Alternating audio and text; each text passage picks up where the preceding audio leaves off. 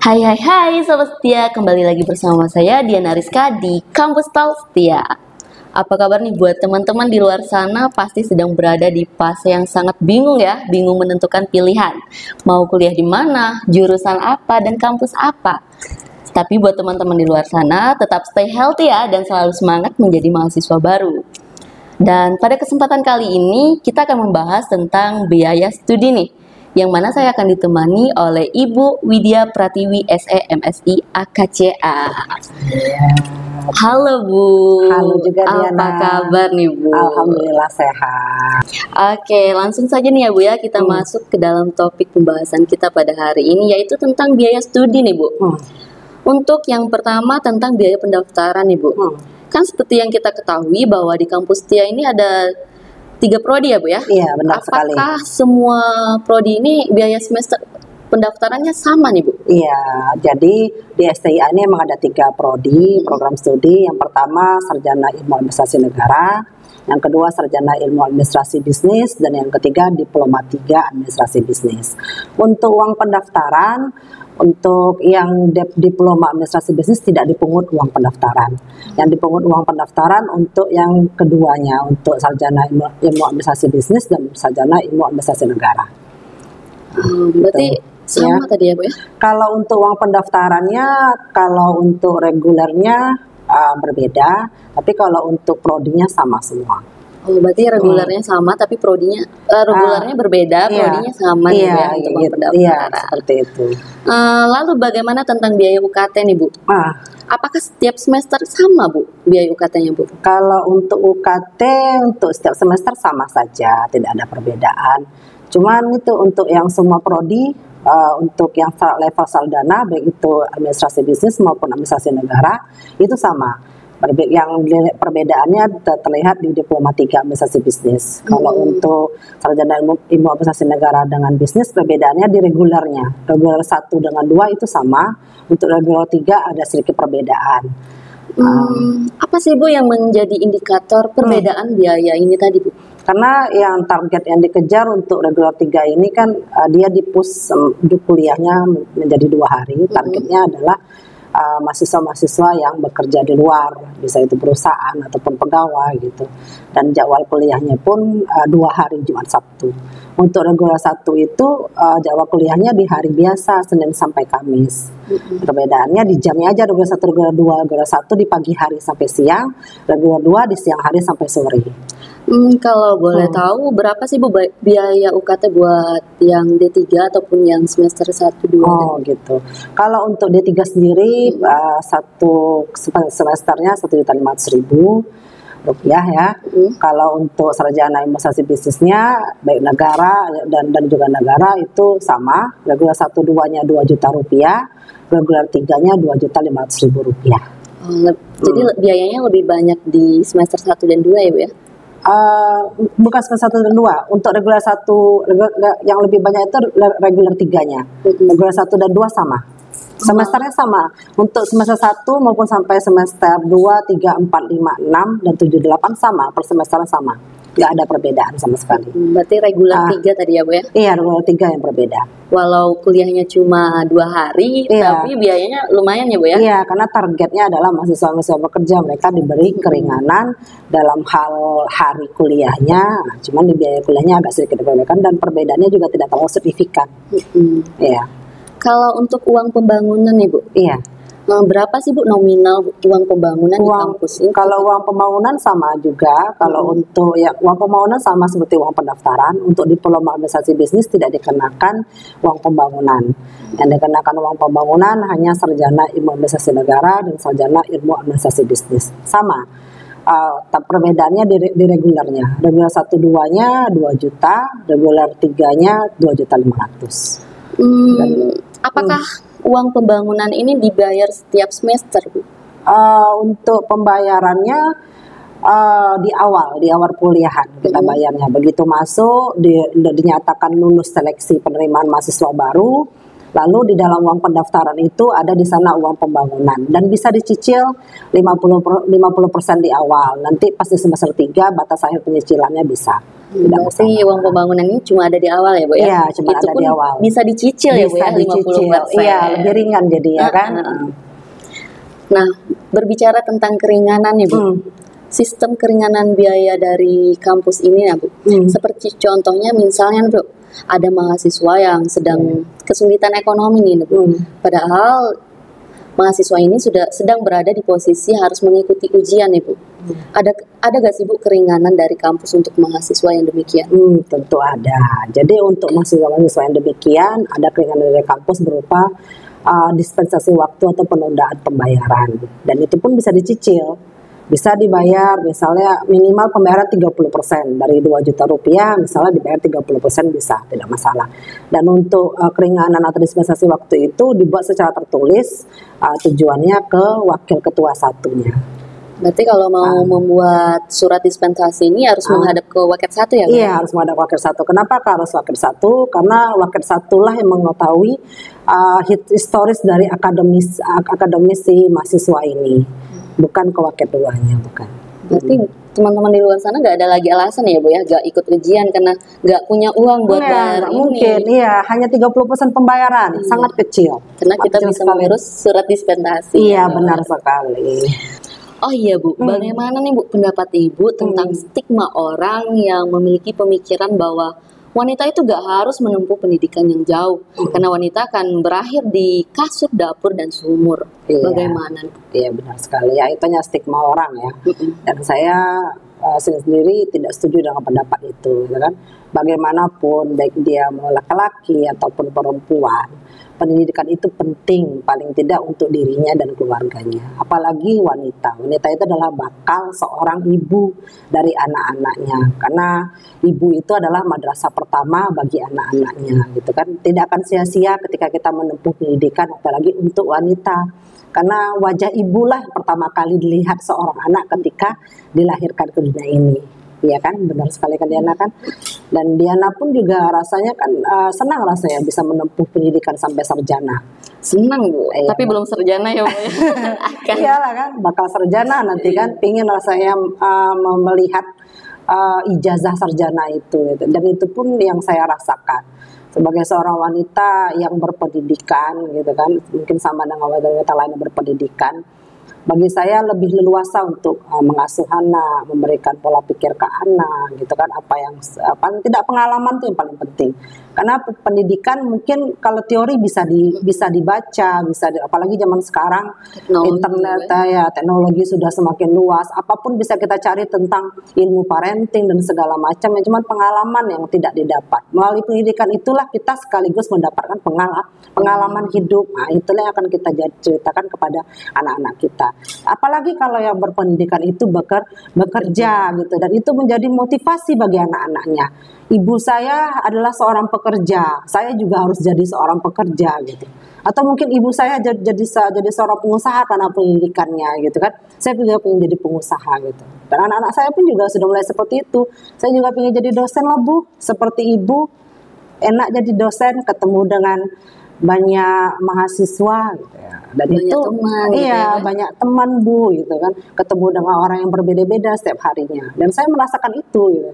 Merasakan bahwa makna dari pendidikan bagi saya itu adalah sangat-sangat luas dan sangat-sangat berarti. Berarti pendidikan ini nggak melulu tentang ilmu ya Bu ya? Iya, namun mindset kita ya. Iya, mindset kita jadi berubah, jadi ya kita bisa punya pengalaman dengan pendidikan yang kita tempuh gitu, dan itu bisa menjadi timbal balik kita untuk ke anak-anak orang lain maupun tempat kita bekerja sendiri. Namun Bu, pada zaman sekarang kan sudah sangat jarang ya Bu, tapi masih ada ya Bu ya, orang yang berstigma demikian ya Bu ya. Di tempat saya pun juga begitu Bu. Mungkin orang-orang yang berstigma yang demikian ini orang-orang yang masih dari zaman dulu yang sudah berumur gitu ya Bu ya, yang belum ngerasain perkembangan zaman sekarang gitu ya Bu ya. Gimana pentingnya pendidikan gitu ya Bu ya. Benar sekali. Dan saya pun merasakan hal itu gitu kan. Mereka orang-orang di sekitaran saya yang melihat saya mengasuh anak, kok berbeda ya gitu kan dengan saya, dan mereka pun juga banyak belajar. Adik-adik yang di sekitar saya pun juga banyak belajar bagaimana melihat saya cara mengasuh anak dan itu lebih baik dan mereka banyak belajar dengan itu. Dan itu tandanya apa? Karena saya juga melihat bahwa pengalaman saya juga berpengaruh terhadap apa yang saya kasih ke sekitar saya gitu, terutama untuk wanita. Pendidikan bagi wanita bukan hanya untuk agar dihargai, tapi pendidikan bagi wanita bagaimana wanita itu menghargai dirinya sendiri, bukan untuk dihargai orang lain. Iya gitu. Dan saya setuju sekali nih Bu dengan kata-kata Ibu tadi bahwa anak kita bakal bangga kalau kita pun menjadi orang yang sukses gitu ya Bu ya. Benar sekali, benar sekali. Dan saya pribadi pun kalau walau saya sangat bangga gitu sama kedua orang tua, walaupun cuma menempuh pendidikan SMA, tapi saya sangat bangga gitu kayaknya Bu ya. Jadi ini apalagi anak-anak yang mempunyai orang tua yang wow seperti Ibu ya. Sungguh luar biasa. Iya benar sekali. Jadi bagi Diana dan teman-teman yang lain, apalagi untuk yang anak mahasiswa baru yang besok yang sudah lulus tahap seleksi kan, kejarlah terus impian dan pendidikannya. Insya Allah tidak akan sia-sia bagi kehidupan pribadi maupun orang lain. Boleh nih Bu, cerita sedikit nih Bu. Apa sih Bu suka dukanya menjadi wanita karir nih Bu? Suka dukanya, banyak sekali itu. Kalau suka dukanya ya ketika kita harus membagi waktu antara keluarga dan karir kita, ya mau tak mau ya memang harus ada dukungan dari orang terdekat kita, suami, orang tua, mertua gitu, ada dukungan orang sekitar bahwa kita adalah orang yang bekerja di luar rumah gitu kan. Dan kita harus mengatur waktu. Pagi-pagi adalah hal yang paling repot bagi wanita karir, karena di satu sisi dia harus menyiapkan rumahnya, di sisi lain dia harus menyiapkan mau pergi untuk berkarir di luar atau punya usaha di luar. Semuanya pasti merasakan deh yang punya usaha mau punya karir, dan itu juga saya rasakan. Tapi ya dinikmati.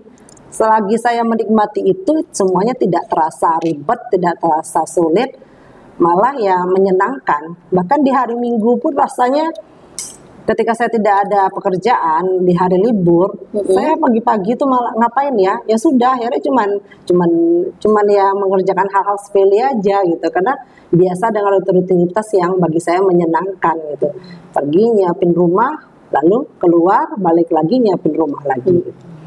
Karena semua hal yang dilakukan dengan happy gitu ya Bu, akan berjalan sangat ringan ya Bu. Iya benar sekali. Oke. Lanjut nih Bu, masuk ke topik pembicaraan lagi ya Bu ya. Tentang sistem pembayaran UKT nih Bu. Kalau untuk kampus Setia ini menggunakan sistem apa sih Bu? Apakah virtual account atau konvensional Bu? Kalau untuk STIA sendiri, STIA sendiri masih konvensional. Cuman untuk virtual account-nya ada kabar gembira, insya Allah masih proses, insya Allah Maret tahun ini ataupun Maret tahun depan sudah bisa digunakan karena sedang proses. Berarti ada kemungkinan ada kemungkinan virtual account-nya, dan itu mungkin untuk mahasiswa barunya. Saya harap akan berjalan dengan cepat nih Bu. Amin. Soalnya saya yang rumahnya jauh dari Muara Bungo nih merasa kesulitan nih Bu dengan sistem pembayarannya. Mungkin dengan adanya sistem pembayaran baru akan mempermudah nih Bu ya. Iya benar sekali. Tapi kalau untuk yang sekarang walaupun konvensional, ya bisa kok dibayar via transfer. Mau pakai BRI banking ataupun pakai ATM gitu terserah ya. Yang pasti ketika transfer bukti transfernya dikirim ke bendahara setianya sehingga bisa dicatat ke dalam pencatatannya. Itu yang penting.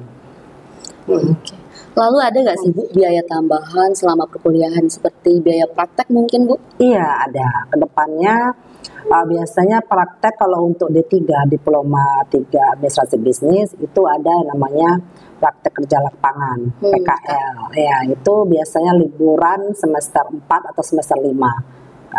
Ya ada sekitar Rp1.500.000 itu per semesternya. Kalau untuk yang sarjana itu ada KKU. Kalau zaman dulunya namanya KKN. Sekarang sudah berubah ya? KKU, kuliah kerja usaha, sama seperti diploma administrasi bisnis, dikenai juga biaya Rp1.500.000. Nanti terdapat biaya tambahannya Bu ya, untuk kedepannya ya Bu ya. Untuk itunya aja, dan itu tidak terlalu memberatkan. Lalu apakah ada nih Bu di kampus kita nih asuransi mahasiswa Bu? Ada. Uang asuransi itu dibayar di awal. Begitu ada lulus seleksi, disuruh daftar ulang. Di sana ada uang asuransi sebesar Rp20.000. itu ada kartunya. Lalu sistem pembayaran asuransinya ini apakah setiap semester atau Enggak, bulan? itu sekali untuk sekali pembayaran ketika di awal saja dipegang oleh mahasiswanya. Jadi pas di awal saja ya, Bu, ya? Iya, pas pendaftar ulang awal aja. Lalu bagaimana nih Bu cara mengklaim asuransi tersebut, Bu? Kalau cara mengklaim asuransi tersebut itu yang pasti itu kan asuransinya kan jasara harja, sama seperti asuransi yang lainnya. Ya kecelakaannya bukan kecelakaan tunggal, ya kan, musibahnya pun juga sifatnya bukan tunggal. Dan itu harus lengkap surat menyuratnya selengkap, surat menyurat kendaraan selengkap, dan dia harus punya SIM. Itu biasanya setahu saya seperti itu. Oh, jadi syaratnya harus punya SIM ya, Bu? Iyalah, harus lengkap surat menyurat dan SIM-nya, dan bukan kecelakaan tunggal ya. Dan ya umurnya udah pasti di atas 17 tahun kan ya. Lanjut. Lalu bagaimana dengan kalau mahasiswa ini sudah tamat nih, Bu? Apakah uang asuransi ini bisa diambil atau bagaimana nih, Bu? Kalau sistem asuransi biasanya tidak. Ya namanya aja asuransi kan, tidak bisa diambil. Berarti tidak bisa ya, Bu? Iya, karena itu setorannya langsung ke jasara harjanya, bukan ke kampusnya. Oke. Oh iya, Bu, boleh nih, Bu, kita ucapkan selamat nih, Bu, buat mahasiswa baru yang baru keterima nih, Bu. Iya. Baiklah, saya Widya Pratiwi, Wakil Ketua 2 Bidang Umum dan Keuangan STIA Sistio Marabungo, mengucapkan selamat atas mahasiswa baru yang lulus seleksi untuk STIA Sistio Marabungo tahun ajaran 2022-2023. Tetap semangat, kejar pendidikannya sampai ijazah di tangan. Sekali lagi selamat nih buat mahasiswa baru yang diterima di kampus kita ya, Bu ya. Selamat bergabung dan selamat menikmati bangku perkuliahan. Iya. Oke, untuk terakhir nih, Bu, boleh dong, Bu, satu kalimat motivasi nih, Bu, buat teman-teman di luar sana. Oke. Kalau prinsip saya, begitu masuk ke kampus, saya masuk dengan cara yang baik, keluar pun dengan cara yang baik. Dengan kata lain, saya masuk dengan semangat yang tinggi untuk kuliah, menempuh pendidikan, memiliki pergaulan yang baru, teman-teman yang baru. Dan saya harus keluar dari sini menjadi alumni STIA Sistio Marabungo. Oke, Bu, terima kasih, Bu, untuk kesempatannya sudah mau hadir di acara Kampus Taustia ini ya, Bu ya. Sekali lagi terima kasih. Iya. Oke, mungkin cukup sekian informasi yang bisa kami sampaikan kepada teman-teman. Mungkin terdapat kekurangan ataupun kelebihan, kami mohon maaf. Dan saya Diana Rizka, pamit undur diri. Bye-bye.